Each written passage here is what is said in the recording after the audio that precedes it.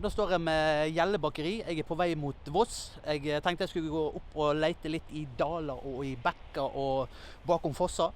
Se om jeg får til noen bilder. Veldig greit lys i dag, føler jeg. Det litt sånn diffust, lett skyet og litt blå himmel innimellom. Så følg med videre. Da turer vi mot Voss.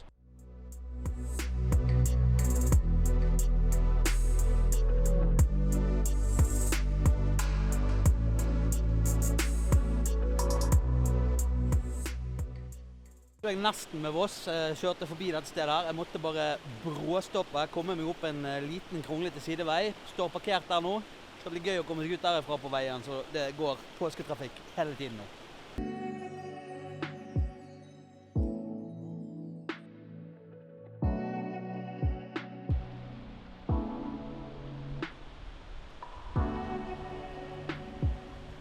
Snøen begynt å smelte skikkelig.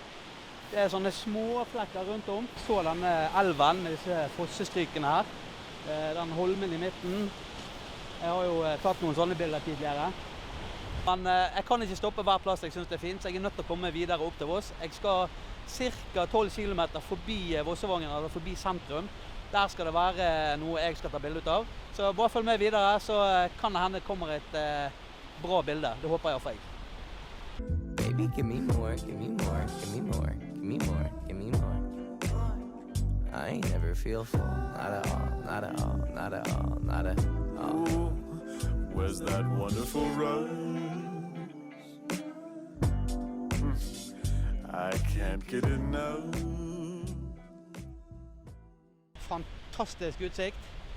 Nå det bare om å gjøre å få til bildet sånn som jeg har lyst til å få det til. Jeg kom opp her, og så ser jeg rød barrikade rundt hele fossen, og det står adgang forbudt og stengt. Men heldigvis så traff jeg på en kar, en lokal en, som sikkert har campingen her. Og jeg fikk lov å slippe inn, og jeg fikk lov å parkere på parkeringsplassen hans. Så det var voldsomt snilt, og jeg pustet lettet ut etter 2 timer kjøring. Kom opp her og ikke få ta bilde. Det hadde vært kjipt.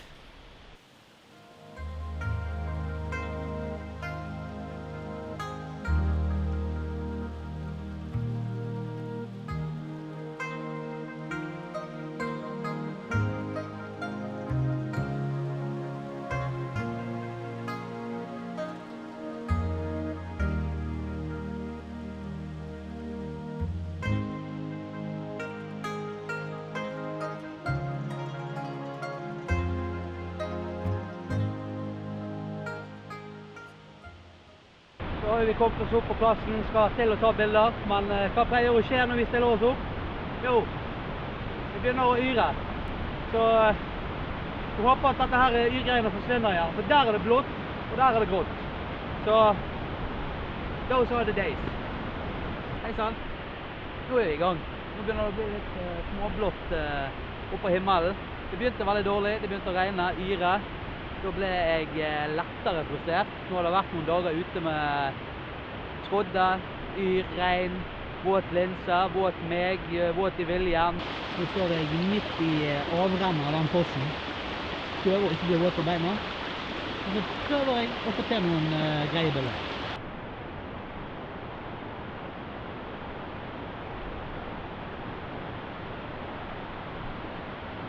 Da har jeg fått tatt masse bilder her. Håper at de blir bra i posten. At jeg får lagt på min lille kreative output, som det heter. Det ikke mye jeg liker å gjøre i post. Når jeg først begynte å redigere sånt, så gjorde jeg alvorlig mye, alt for mye. Da blir det sånn overdrevet. Det blir alt for mye, og da ser du det i bildet at ting dratt litt for langt. Jeg prøver å få bildene mine til å se mest mulig naturlig ut, selv om jeg manipulerer dem litt. Og det snakk om en eksponering opp, eksponering ned, litt mer klarhet, litt mer fyldighet i fargen og sånne ting. Så det ikke overdrevet. Jeg ligger ikke på noe, jeg tar ikke bilder og så ligger jeg på et filter så jeg er ferdig. Jeg jobber med bilder og prøver å få det til å bli sånn som jeg ønsker at det skal bli. Men jeg har fått et tips om en liten jerngryte nede i Vossevågen her. Så jeg tenkte jeg skulle ta og trakke ned der før det ble alt for sent. Nå har jeg reist ganske langt, så det har vært greit å fått med seg den også. Nå det klokken 5, så jeg har litt grann tid ennå å komme vel der til. Jeg har faktisk vært der en gang tidligere. Hvis du ser den videoen med noen Voss, så har jeg tatt noen bilder med en sånn rustfarget bro. Og det var vist videre innover der, oppe i fjellet litt grann, og så ned et søkk. Og der en jerngryte, veldig mystifistisk og fint. Så der skal jeg ta og stikke nå, så håper jeg vi ses der. Men i det jeg åpnet bilen, så jeg en roastbiff baguette, så den skal ned først.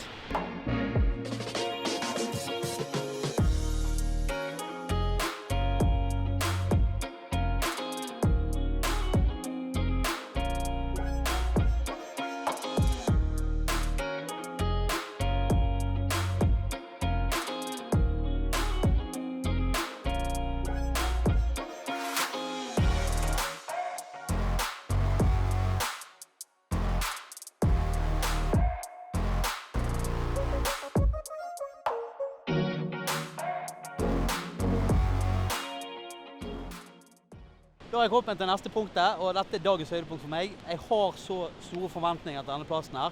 Det så mystifistisk og kult ut på bildene jeg så. Jeg har kjøpt meg en LED-lykt, sånn at jeg har litt lys når jeg kommer ned der. For jeg regner med, som vanlig, at jeg kommer ikke med derifra før det blir mørkt.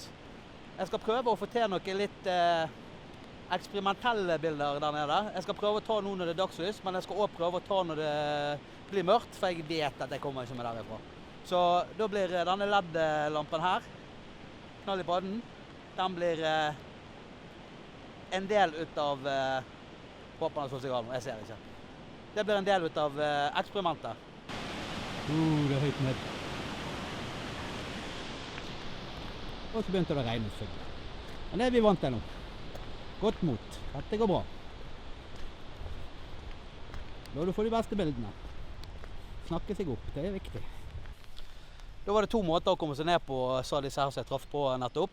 Det var ned denne her, da kom du rett ned, men du kunne ikke gå rundt eller opp under det, sånt. Jeg vet ikke. Det var i hvert fall ikke gå den veien, sa de. Det er å gå opp her, videre oppover i skauen her. Da kom du liksom på den gode plassen, sa de. Så vi stikker den veien, vi må komme på den gode plassen.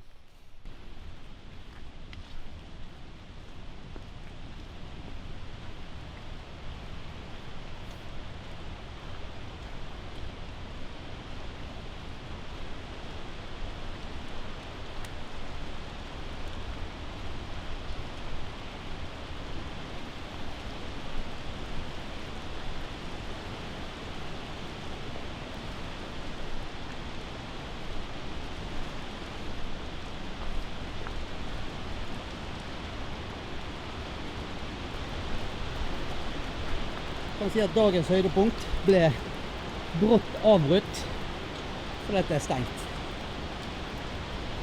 Bortover her, inni der, hadde det vært fantastisk kjekt å kunne komme til nå. Ja, så langt kom jeg. Det var stengt. Det var sørgelig. Du kan se her borte, her så er det fantastisk mystifistisk og litt sånn eventyraktig. Så jeg har fått noen måter bilder der inne. Med denne LED-lyset mitt, når det begynner å bli mørkt. Opp etter berget der, med meg som profil. Det var planen. Så, nei, det var dumt, men vi får ta det igjen. Sånn er det å være fotograf. Det regner, det er tåke, det er stengt. Det går ikke alltid som du vil, men da er det bare viktig å finne en ny plan. Så går det bra til slutt. Men jeg vet hvor jeg skal i hvert fall når det er åpent. Vi snakket om nedre adgang i sted.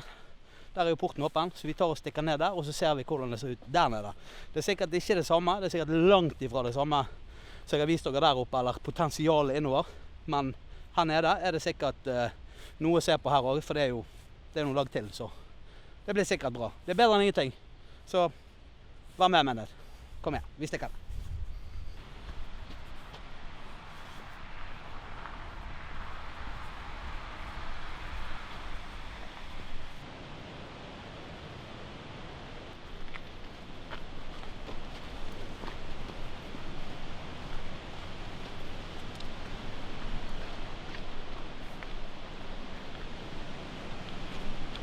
Oi, jeg sklei et par ganger.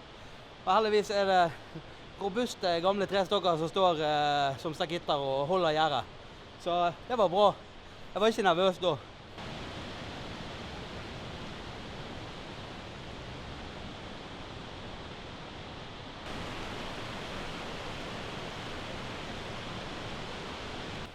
Jeg må ærlig innrømme at jeg er temmelig skuffet nå egentlig. Det er ikke bare for min del, men for deres del også. Jeg bygde det så voldsomt opp her oppe. Nå kommer den store overraskelsen i videoen. Og så kommer det til en port som er stengt. Men sånn kan det gå. Jeg skal ta dere med her en annen gang, det lover jeg. På tro og ære. Jeg skal opp igjen her. Og da ikke bare for deres del, men for min del og de bildene som jeg ser for meg. Jeg har allerede en visjon om bilder jeg har lyst til å ta her oppe. Så jeg var så forberedt, kjøpte meg hodelykt. Det var egentlig ikke tenkt å investere i noe mer nå, for nå har jeg kjøpt mikrofon. Men denne her, 800 kroner for å møte en stengt port. Det koster å være gard. Men jeg kommer til å bruke den. Jeg går jo ute veldig mye, og jeg kommer meg aldri hjem før det blir mørkt allikevel. Så det er en god investering, det er god kvalitet, og han blir nok brukt mye. Så hvis dere har lyst til å være med på den turen opp i denne jettegryten her, eller jerngryten en gang i fremtiden, eller nå i sommer når det blir varmt, så abonner, trykk på bjellen, så får dere varsel når jeg laster opp videoene mine klokken 5-6 om morgenen igjen. Dere blir ikke vekt, det er ikke så gale.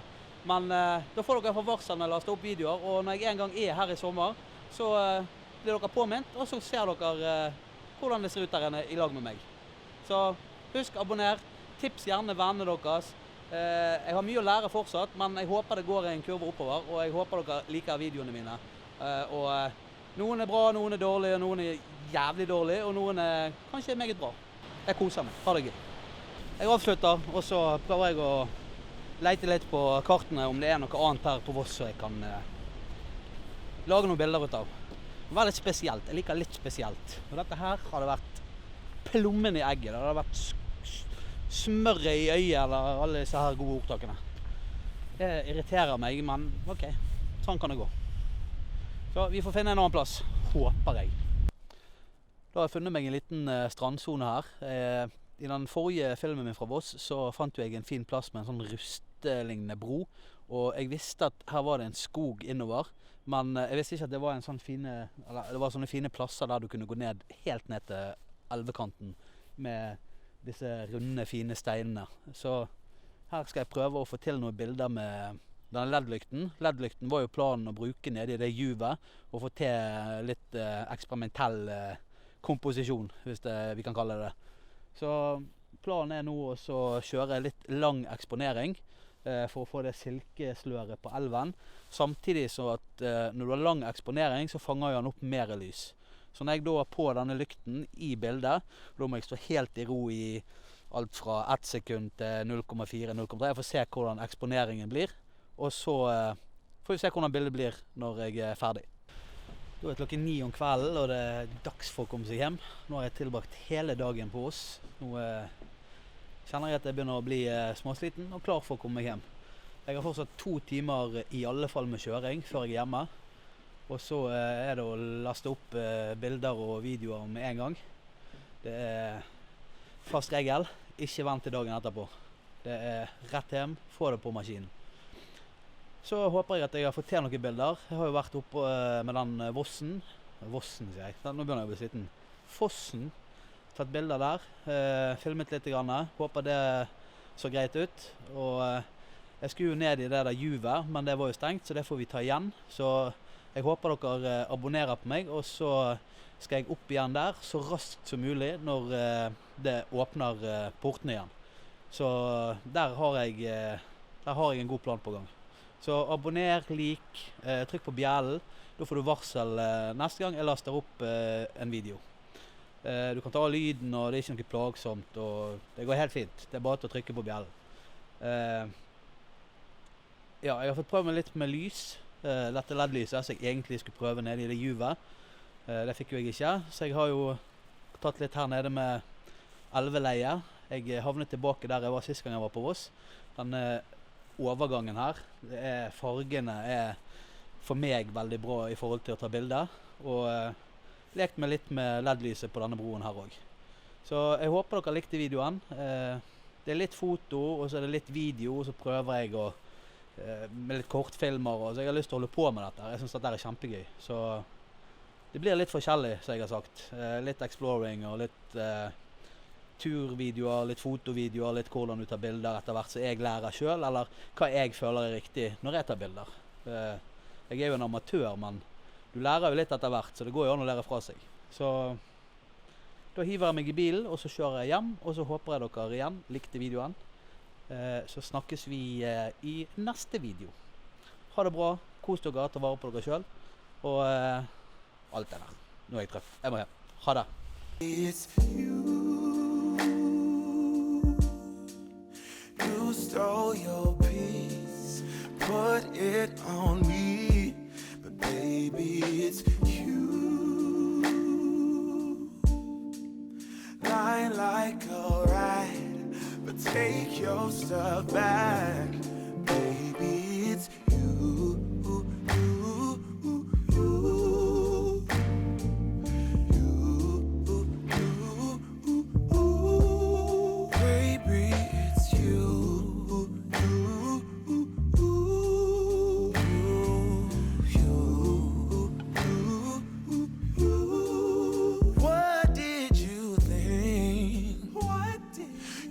Whatever, and I would never. Yeah.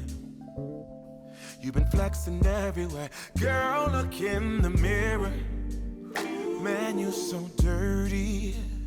Yeah, you look so dirty.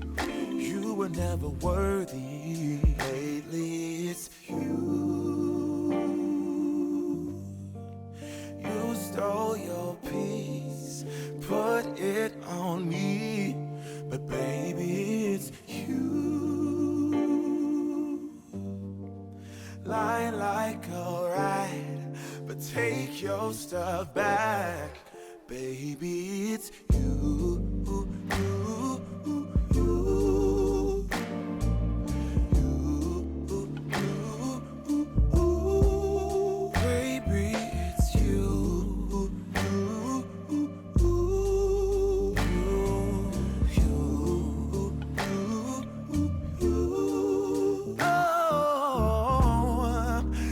Control the weather, then every day would rain on your parade. Shine you can't chase, yeah. If I was Father Time, then I would change the day, so I never saw your face.